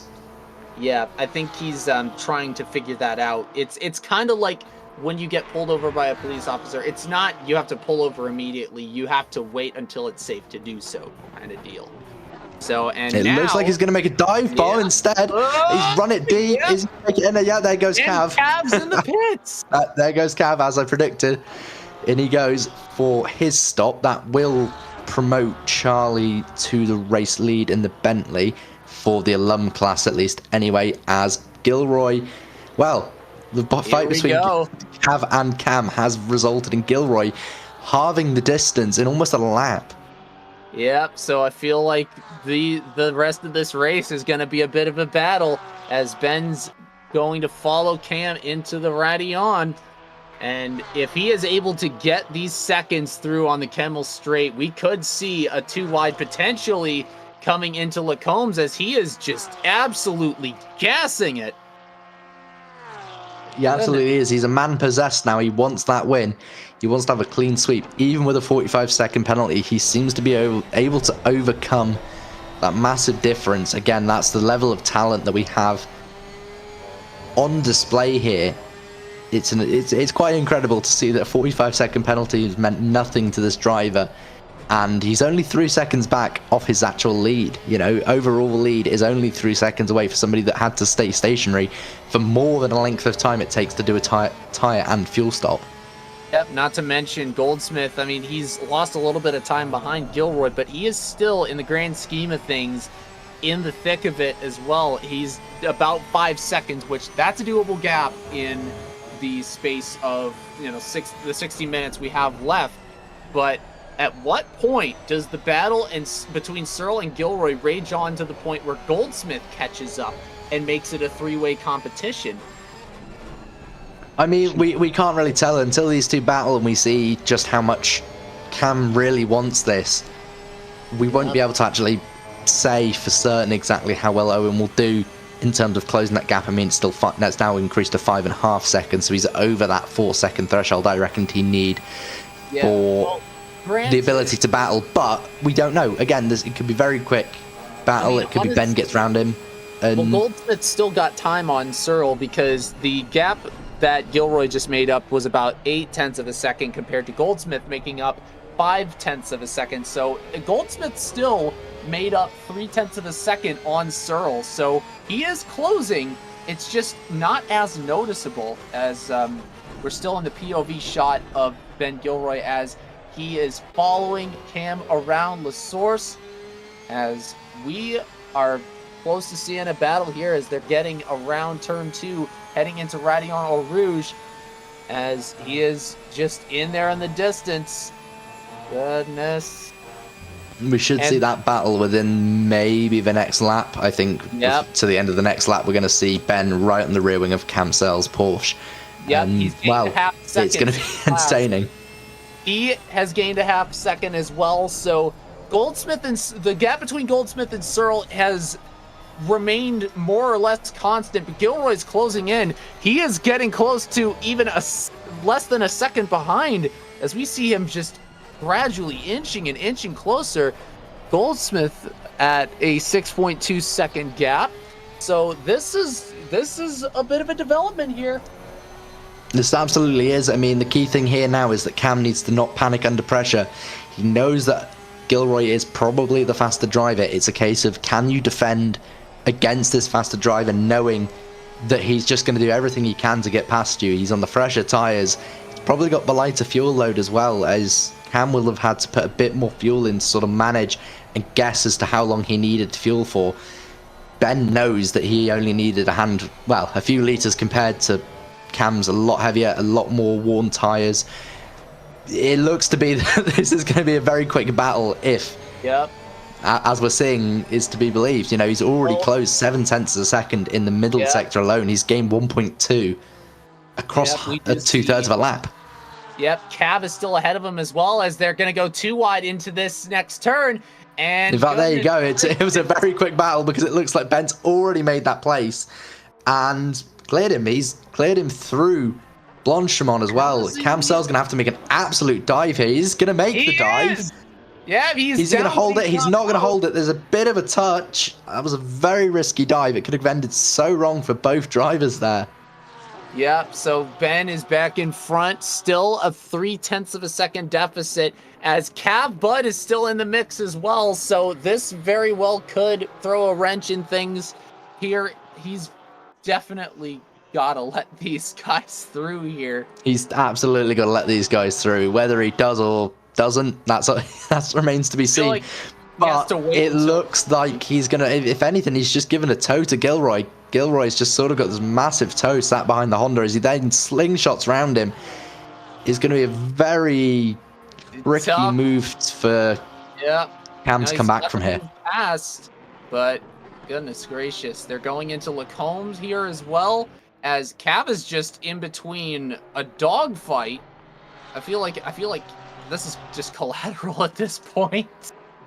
He absolutely is. He's just sat between them now, almost playing devil's advocate as he blips in and out of existence there for a split second. As he plays devil's advocate as to who he'd prefer to win almost. Obviously there's no bias here, but it very much looks like that when you sort of see the pace difference between Gilroy and Cam. Cam seems to be on pace with Cav, and it makes it a lot harder for him to make that move and stick. Obviously, he has now made it by, but the result is, well, Gilroy's already gone. Well, gone, but definitely not forgotten, as Cam now that he's passed Cav, has an opportunity to gain time back on Ben as well. And also, just to remark on the brief blip we saw from Cav, as a wise man once said, "What going on in Miami, bruh?" as we go into Coupe Paul Frere, still about it's a 2-second deficit. So I'm not sure if Cyril's going to be able to make it up, considering how short of a battle it took place between him and Ben. But if anything does happen, I mean, at this point, we can't say when at all, if at all, something will happen here as they are going around the chicane into the finish line.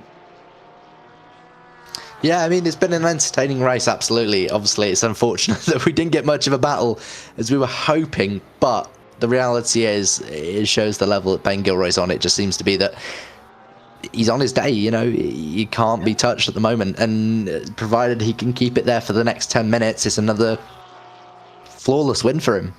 Yeah, no, I mean, I don't think we should have gassed up the matchup. Maybe we should have done that with the lower ranked battles, potentially. But yeah, it looks like going into the Camel Straight, into Lacombe, the gap is increased by a couple tenths of a second.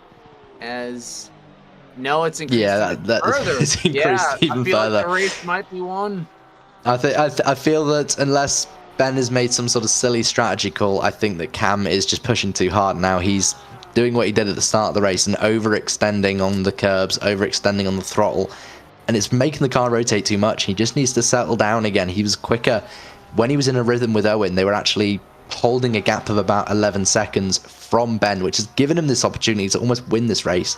But the moment that they've obviously separated and he now needs to push, he just doesn't seem to be able to hold it down correctly. And oh my gosh, the voice cracked. As I was gonna say, it has been very good. It's been incredible to see as well just how much has been thrown Ben's way between the success penalties, the multiple attempted undercuts of his position with the pit lane strategy, and even Cav throwing a bit of a wrench into things as well towards the beginning of that short-lived battle. That he's able to just overcome that. He is able to take whatever you throw at him, and he is able to adapt and overcome. Absolutely. I mean, that just shows the level of talent that somebody's on, to be able to just take everything in your stride. It's so difficult as a driver to be able to overcome adversity in the first place, and to be able to then use that adversity to build, be quicker, be more intelligent in everything you do, especially with the battling that obviously Ben has had to go through to get his way to the front. I mean, you can't blame him. You've got to sort of tip your hat to him in terms of the talent. Yes, sir. I'm wearing them right now. I just touched the rim. But yes, I think a hypothetical race between him and Noller might be quite an interesting one to see. We have had Ben race against some of the faster guys in the past, and I mean, he's on, well, as we've seen with James is relatively on pace to the other guys, and it becomes a very good race. Unfortunately, the other guys have their real world commitments. Angus is, he's getting into jobs, and again, that's the thing with us alumni, is that we all have jobs. We very much Owen's round. I don't know if that was contact with Cav, but Owen's round. That was it looked to be like there might have been a touch from the Honda. There was oh dear. And that's another one where the stewards are going to take a very grim view of, as Cav continues to race him. Whether there's something going on in that voice chat, whether they've agreed that they're going to race each other regardless of positions, I don't know. But that's also handed Charlie Green the win in the Lum, regardless of what Cav can do now. That's race over for him. It's such a big gap for him to overcome now. It's just not doable. Yeah, seriously, that's the only thing that he can really do, is just be a mad lad. There's nothing left to lose. So if they agreed to race, I mean, fair on them. Yeah, absolutely. Oh, Lord. Oh, we have dear. 6.5 minutes left in this race. as Ben Gilroy has now a 6-second lead over Cam Searle. So at this point, I think it's safe to say that Ben Gilroy is going to get that is now his 6th race win between the features, the sprints, and the combined races that we have seen as well. Absolutely. I mean, he's whitewashing the series is essentially what he's doing at the moment. I mean, with 2 rounds to go, he hasn't lost a point. He's not dropped a round. And as a result, he just overall is better. You can't blame him. Yeah, if he's following the same pattern as Mahomes did this year in the NFL, I bet there's probably going to be something going on at the last race, as we have a drive-through penalty assessed. Drive-through issued for Jake. Oh, Jake, when your day goes bad, you think what could go wrong and what could make it possibly worse? Well, a drive-through can absolutely make it worse, especially at this track where, like I said, the pit lane feels like, I'm pretty sure it's close to a minute, maybe more, to go down. So that's effectively going to lose him another position to Cav. He'd still be in the running right now if we didn't gas him up. Afraid so. Truer words. But yeah, no, standard, very much expected podium as the race is gonna wrap up with about 5 minutes left to go. Ben Gilroy looking to take home the win. Cam Searle, a hard-fought battle, as well as he just went a little wide there. And Owen Goldsmith, while Owen did not have as much of a notable race apart from the battle with Cam Searle, in which he lost 2nd position, it's not much of note, but still, he's performing even when the lights aren't on. So absolutely, he just seems to. Sorry, go on. No. I was finishing up the point, but well done by Owen there. Yeah, absolutely, he's done well. He needs to just. I think there's a few drivers here that need to sort of settle themselves down and find their rhythms. Once they find their rhythms, we'll see a lot more of a close race and a close battle. Spa is one of those circuits where the smaller number of drivers, the lot harder it is to see a good battle. Going forward into the next races, hopefully we'll see more people. I mean, we've got Red Bull Ring next, which is a very good circuit to race at. It's a lot harder fought overall as a race. And then obviously finishing off at Barcelona, which, I mean, not a personal favourite of mine, but a lot of drivers seem to like it, and you never know, we might see a bigger grid for that and a more entertaining grid for that. Yeah, I mean, but I'm sorry, but anytime the word Barcelona is said, I can't help but pronounce it with a lisp in my head, just because 5 years of Spanish, and my teacher, my very first high school teacher was taught in Barcelona. She spent like 5 years there, as it looks like Jake in the pits serving his drive-through there. Yep. Goodness gracious. But, there we go. Back he comes. He's had his slap on the wrist and away he goes. If anything, actually, we're going to have a battle between him and Cav in the next few seconds, because Cav is actually on the same lap. Oh, Lord. So we're going to actually see. There you go. Just to show you how long that pit lane is. It's almost 50 seconds long to get round, which feels like an eternity in a race car. Lord have mercy. Not to mention, they're getting tangled up. Who else is that in there? That was Owen, and he's got. I mean, to be fair, bless him, Jake's let Owen by very quickly there. So we're going to see a battle in the next few minutes, I think, between Cav and Jake. A little something to end the to end it on. I mean, sure, it doesn't matter in the standings, considering Jake is still a student and Cav's an alumni. But hey, why not have some fun? Absolutely. Also, Ryan's 8 laps down as well. So. Oh, bless him. Bless him. Yeah. Oh. Bless Ryan. But yeah, no, good race to see, and absolutely well done. As we see is Jake gonna slow down maybe a little bit as they're going into? I don't think he's slowing down. I think Cav is just genuinely on pace here. He seems to be actually closing the gap really well. Jake seems to be struggling, and I think actually we're gonna see a move. He's gonna look to the outside. He's not gonna make that move. He's gonna look at the switchback, I think, into Campus here. He's gonna see the nose. Ooh, a bit tight there for the Honda as they come towards Paul Frere. and then down towards Blanchimont. It's now going to be a case of whether the Honda has that power to just sort of go past the Ferrari. The Ferrari's not really quick in a straight line, but it makes up all that time through the corners. As you can see, the Honda's absolutely made a move to the outside here. He's going to try and brake later. Jake's going to brake really late. That's a massively late braking move, but he makes it. Just about stops it on the apex there, through the bus stop. Down towards turn 1 we go. Once again, the Honda right on the rear wing. We are on the final lap now. Ben is somewhere along the Camel Straight as we're watching Cav Bud try and make a move around Jake Hansel's Ferrari here as they come down towards turn 2, heading up towards the fastest part of the circuit, towards 345 Radion Eau Rouge. And then the Camel Straight. They're going to be side by side going up the hill.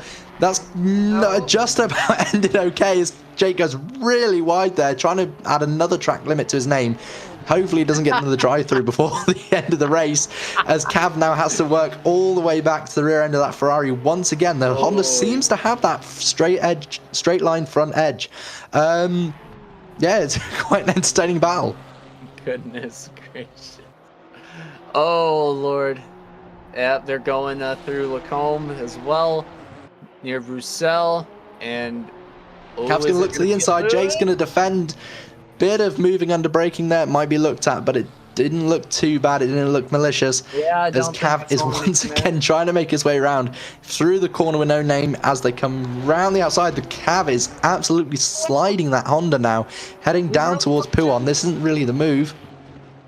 It looks like someone is going to get poo-oned here. Jake runs wide, it's almost contact. The Honda gets up the inside. Jake runs wide once again. Cav's made the move in Pouon. That's a brave move to make.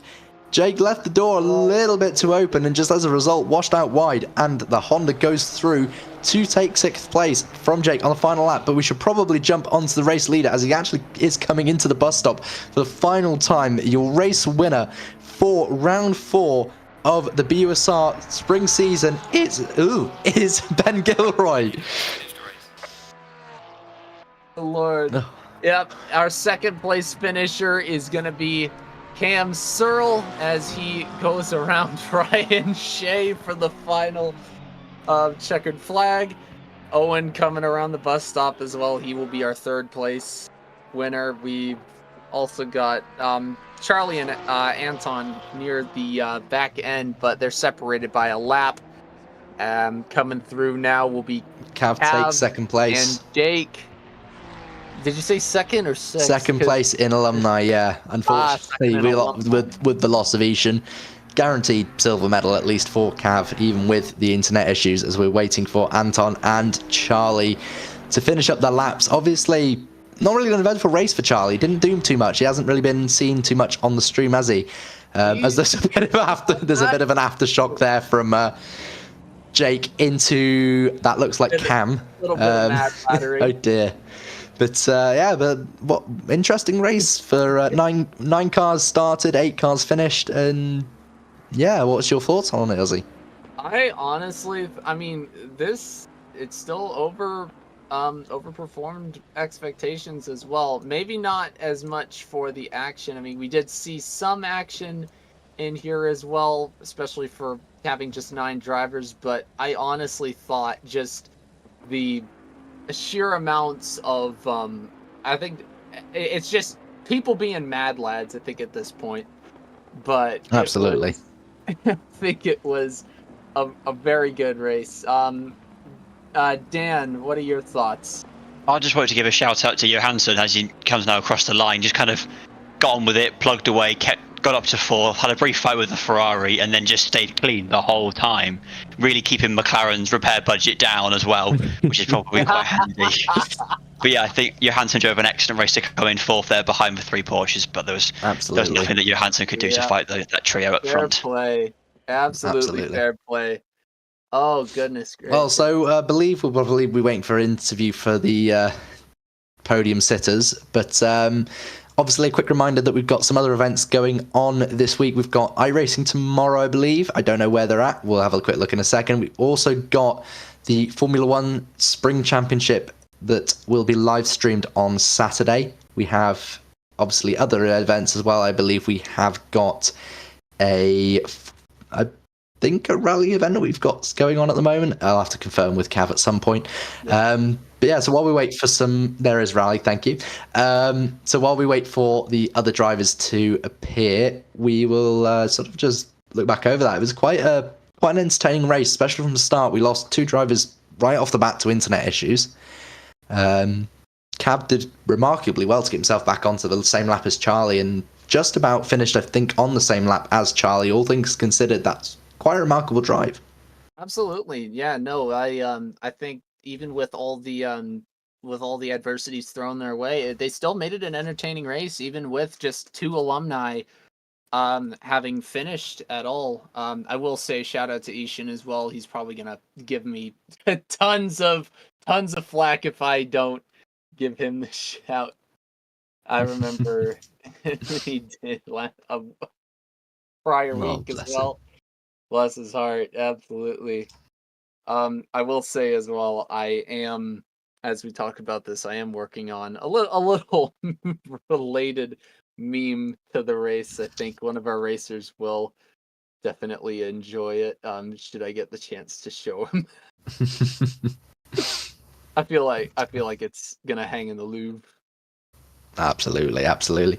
Well, tomorrow we've got the M2CS at Oschersleben with the iRacing Spring Championship. I believe we're looking for signups for students. So if students that do have iRacing are watching and are looking for something extra to do on a Tuesday, we've got the iRacing Championship hosted here in the BUSR. We've also got the Formula One calendar as they head over to the States, over to Austin and the Circuit of the Americas, as we wait for I don't know if we're going to get some drivers. We'll have a quick look in the interview waiting room in a second, but we've got the Circuit of the Americas, and that should be live streamed with your regular Formula One crew. Let's have a quick look, see if we've got anybody coming in. It doesn't look like we're going to, so I think we'll wrap it up. Yeah. Oh my goodness, absolutely very good race. Yep, for Adam Bent and do we have interviews? Well, they don't seem to be coming down, so I mean, I don't know if we should give them a bit or not. I mean, it looked. We'll wait and see if somebody wants to come down. But at the moment, it looks unlikely that anybody wants to seem to come talk about this very entertaining race. I think it's. Do they want to talk about it? Oh lordy, no. But I absolutely. I mean, as with any event, I feel like I would definitely be talking out of my butt about this. But very eventful. But I feel like it's just I don't know. I don't know what their thoughts would be on that. Oh, but... we can actually poach our third place finisher in the student class. Good evening, Owen. Hello. Hello. How are we doing? Exhausted and gutted. Yeah, it looked like, well, the race start was definitely entertaining. You seem to have a really good battle with Cam. Just talk about it from your point of view. It just wasn't fast enough, really. The Porsche also felt really, really bad. Constant corrections with brakes and turning into corners. It just was an absolute misery to drive. Absolutely. Well, normally, it wasn't too bad, but yeah. Well, normally we're seeing you in a BMW, and well, from my experience, normally seeing you in a BMW, was the Porsche a choice of sort of trying something new, or was it what felt right at the time? Yeah, just a bit of fun, really. I haven't really driven it like that. I'm just trying to have as much fun as possible, but no, I'm never touching this car again after this season. Well, round 5, you'll be headed to the Red Bull Ring. Are you looking forward to that? I'll be honest, not really. Oh dear. Well, I'm just in all forms of sim racing. I have a terrible track record there, so I see. Oh goodness. Yeah. Well, I mean, you can at least take a podium finish. Yeah, exactly. Another podium, another time penalty to add to your collection. God love it. Well, thank you very much for joining us, mate, and best of luck for round 5. Thank you, Owen. Thank you very much. Thank you. Right, shall we bring in our second place finisher, Cameron Searle? Yeah, Good evening, Mr. Searle. Hello. Hello. So had a bit of a taste of first place in that race. What was going through your head during that overtake from Ben? Like, did you think it was going to be a long battle or no? Nah, he came out the pits and chucked in a 17.4. I was like, I'll make it good for the stream, but I'm not holding him up for long. I mean, that's understandable, definitely. Absolutely. I mean, entertaining race from you and Owen at the start there. He seemed to keep you behind for quite a while. Was it entertaining on your end? Frustrating. I think we were basically the same speed, but went different ways on setup. He was slightly quicker in the straights. So no matter what I did, I just couldn't get a run on him. Was just stuck there. Yeah. Unfortunately, I'm sure he said he had a few wheel issues, which got the swap, and then we saw what looked to be a technical issue going into Blanchimont, sorry. Yeah, out of Stavelot. So yeah, I feel bad for him for that. And then he was really going fast at the end, and then just haven't seen what happened, but yeah, just unfortunate contact with Cav. So, yeah. But Red Bull Ring next. You looking forward to it? I mean, I won it last time, but I don't think I'm going to win it this time. Both of them are way too quick. With the extra penalties, you never know. You know, I know Ben's now I'm the one with the extra penalty. So, if anything, it's you on the back foot now. I think you actually tied with Owen. Yeah, on his penalty. Yeah, so and I think we might be right behind. We might be right behind Ben as well because he'll be at the cap now. I was going to say, you'd be right already behind him. So yeah, he's at the caps. He'll be 15 seconds back from him now. Yeah, with your extra 10 seconds. So you never know. Jake might be joining you at the sharp end of the field for Red Bull Ring. Don't jinx him. We'll have to wait and see about that one. But I mean, might be racing him, but not for yeah. I just want to say, Owen was having a mega race, and it's a shame. I was looking forward to that by the end. So yeah. Thank you very much for sharing your time. We'll let you go. Enjoy the rest of your evening. Have a lovely evening. Thank you very much. Second place, Cameron Sell. All right. Thank you very much, guys. Thank you. Take care, man. And now the regular appearance of Ben Gilroy. Good evening, Ben. Good evening. At this point, should we just rename this the Ben Gilroy Championship? Well, there's still 2 more races to go. I was gonna say. No, you're seeming to have a very Kansas City Chiefs-esque run. Are you worried that's going to result in some sort of catastrophe at week 6 in Barcelona? I mean, Barcelona, it's a difficult track to overtake. So I think by then it'll just be keeping on track and scoring the points. Yeah, no. You had a bit of a deficit getting undercut briefly by Cam Searle. What were your thoughts when you just jetted out of that pit lane? Yeah, so at the start I overfueled. I didn't realize how much it would cost me near the start with Owen going side by side. He nearly got me, but I was just focused on getting that gap up each lap. And then when I could maintain the pace when Cameron came out, I knew I'd be faster if I just kept the tires fresh at the end. So. And then at the end, it was an easy job. Job well done, indeed. Oh my goodness gracious! Absolutely. Well, Red Bull Ring in a week's time. Are you looking forward to that race? Is it something you particularly enjoy? Yeah, it's a great track. I've driven it in LFM before in a Porsche and Mac, and it's great. You know, it's great for racing, great for overtaking. So it should be a good stream next week. Absolutely. Well, hopefully we'll get a few more people in. Anything you want to say to people that are maybe coming back onto the stream and might want to join us? I mean, the more the merrier. You know, today we didn't have many, and as you saw, if you have a few crashes, then it kind of gets boring. But if we get more racing, then it gets more people in, grows the channel a bit more. So, yeah. Absolutely. Well, thank you very much for sharing your time with us this evening, and well done on your fourth win in the rounds and 6th win in a row. Cheers. Thank you. Thank you very much. Thank you. Take care, Ben. Well, I think that pretty much wraps it up. I don't think we'll be seeing Charlie or Cav. Any last words before we finish, Ozzy?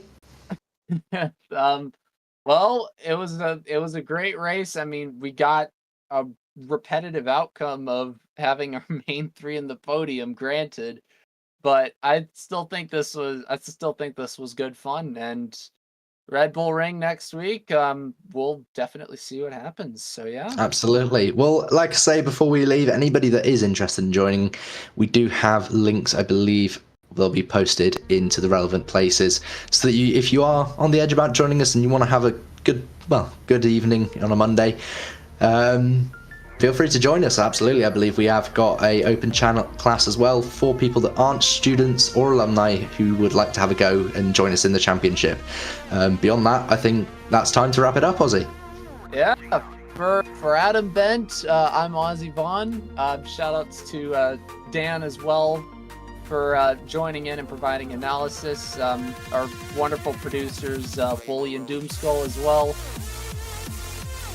And yeah. You guys have good evening. Good evening. Take care.